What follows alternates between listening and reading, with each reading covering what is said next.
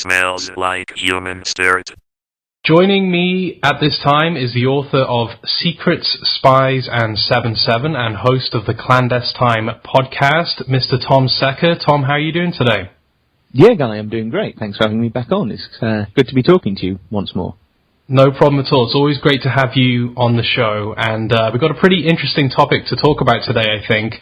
About a year ago, I had the great Michael Parenti on the podcast to discuss the use of entertainment media as propaganda, and specifically in that interview, I asked Michael how much of a hand intelligence agencies have in the production of popular media, and since then, this has been a topic of discussion on this podcast in a number of episodes with yourself, Tom, Aaron Franz, and others.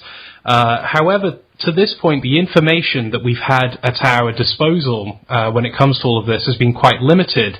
Now, thanks to Tom taking the time to file some Freedom of Information Act requests with the US Department of Defense, we have a bit more of an idea now of how close this alliance has actually been over time. So, Tom, would you mind explaining what information you've been able to glean here, and also, what was the impetus in the first place for you putting in these Freedom of Information Act requests?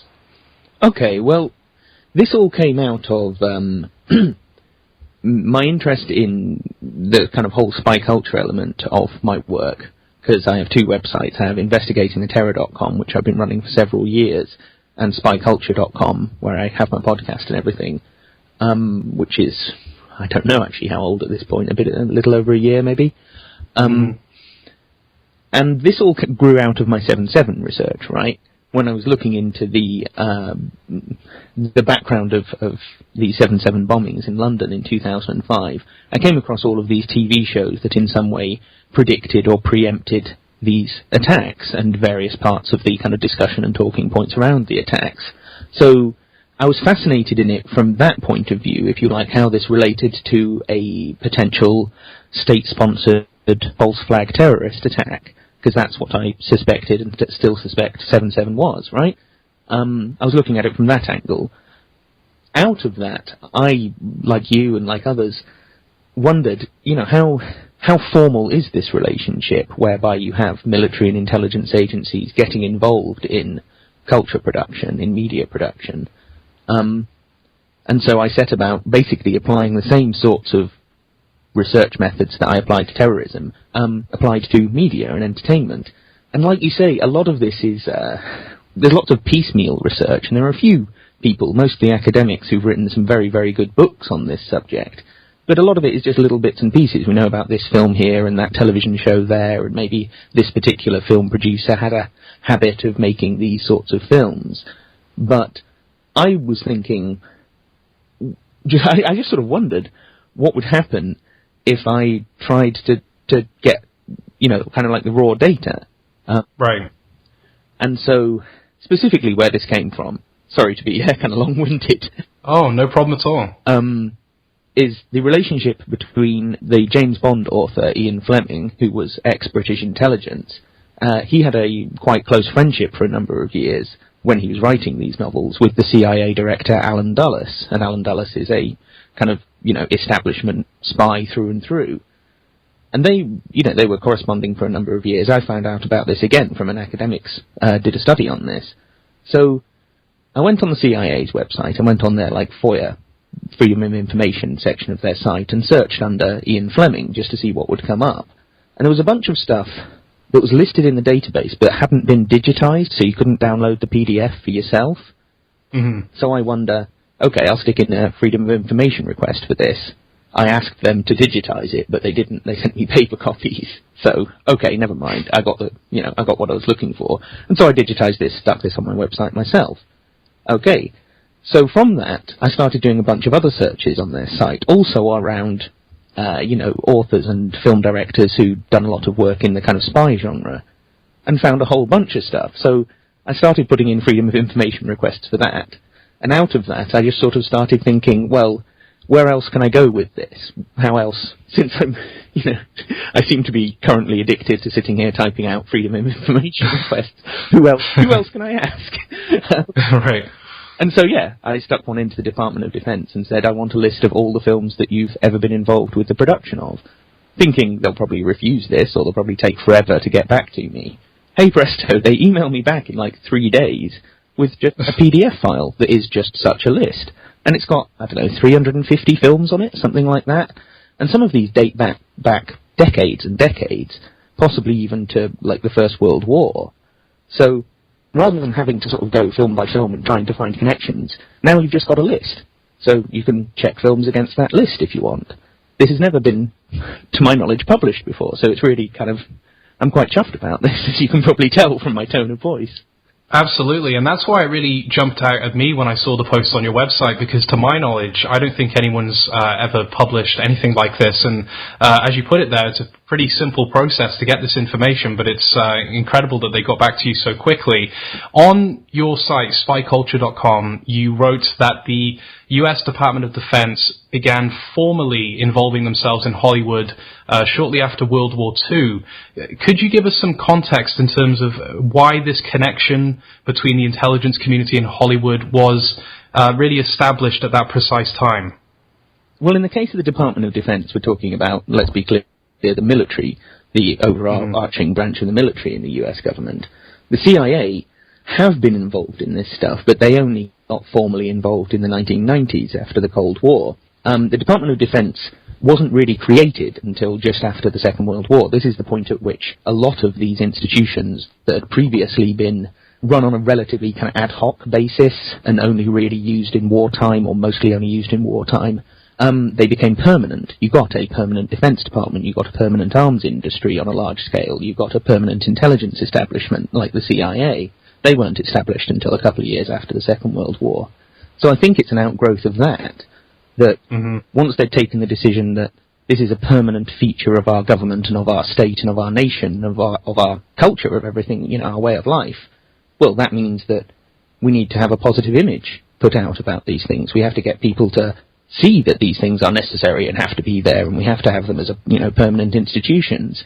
And so, hence, we've got to reach out to Hollywood and start portraying the Department of Defense in a really good way.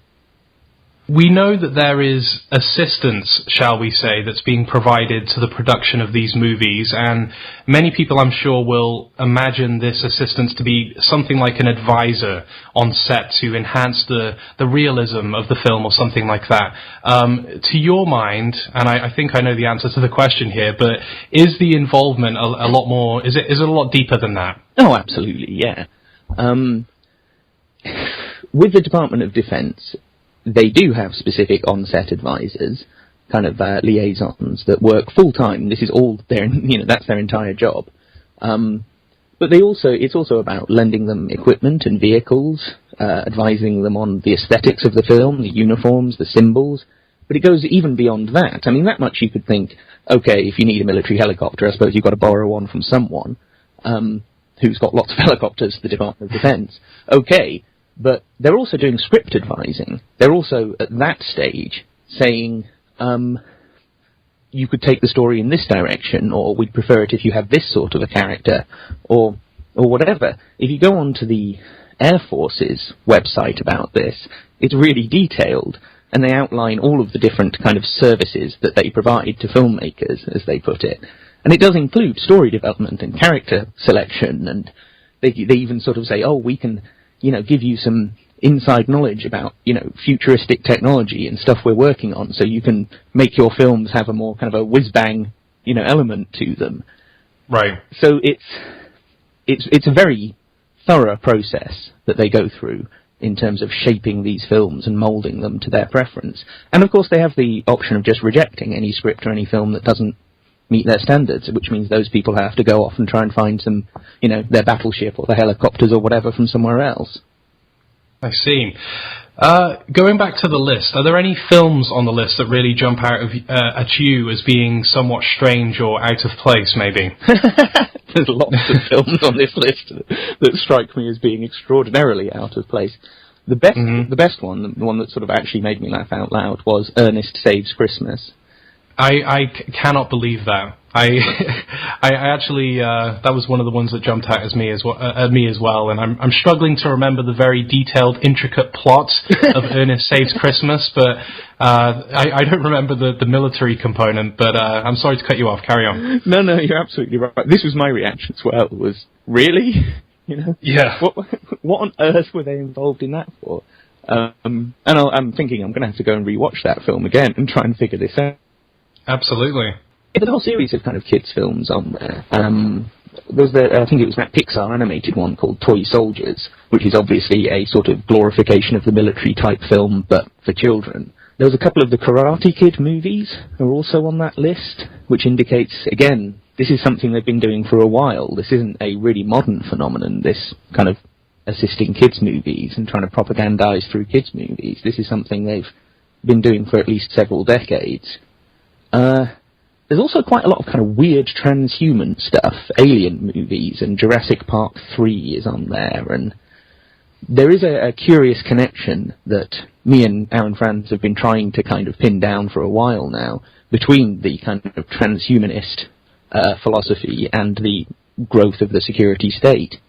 There is something really, I would say, unsettling about all that. And more obviously, things like the Iron Man and Transformers movies. Now, I already knew that they were involved in making these films, but, it's just one more bit of confirmation. But it does show that this notion of, like, the superpowers that Iron Man effectively has are, in themselves, a glorification of the military, but also of transhumanism. So that sort of, those two themes very much intersect in those kinds of movies. There's hundreds of movies on the list, so it's kind of hard to break it all down for you. My recommendation to people is go and download this thing, read it for yourself. Please do. Right, so everyone listening can head over to spyculture.com and, as Tom said, download the list for yourself. Let's talk about a film that's not on the list, an omission, Zero Dark 30, which is, again, pretty incredible. To your mind, is that a deliberate omission, or could it just be some sort of oversight? Maybe they didn't send you a comprehensive rundown. I would suggest it's, if I had to say one way or the other, it's probably the former, but what do you think? I've been thinking about this for a few days when I realised that Zero Dark 30 wasn't on the list, because we have lots of confirmation of this. Judicial Watch, this kind of relatively conservative, I don't know quite what they are, they're a sort of conservative political lobbying organisation or something. They filed a load of Freedom of Information requests about the making of this film and the assistance granted to it. And they took it to court, and they have lots of lawyers and money, so they could actually do this. I can't. And they got emails and meetings, descriptions of meetings and things. So we know that the filmmakers behind Zero Dark 30, basically the script was written by the CIA, in effect. But they did also get Department of Defense assistance in this film. So why they would be leaving it off this list, it is very strange to me, because they'd only be admitting to something that we already know.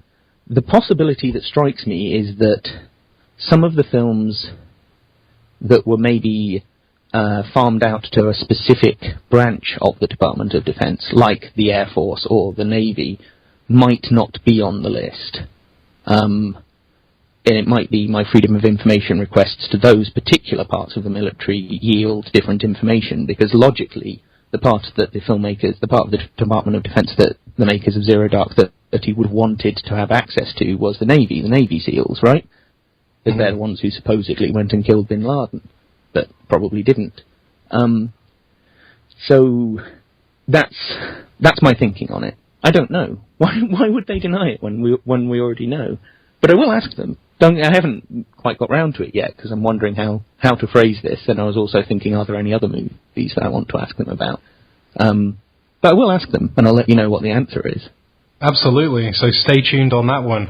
Well, Tom, listen, I think the evidence that has come out, thanks to you putting in these Freedom of Information requests, it really sort of gives further support to the work that yourself and others are doing and trying to kind of pick apart this connection between, the intelligence community and entertainment. And I think, again, not to say that that's all that you write about and that's all that you do, but I think it really strengthens some of the points that you've made on this show in the past and the ones that you make on your own podcast, which again is the Clandestine podcast.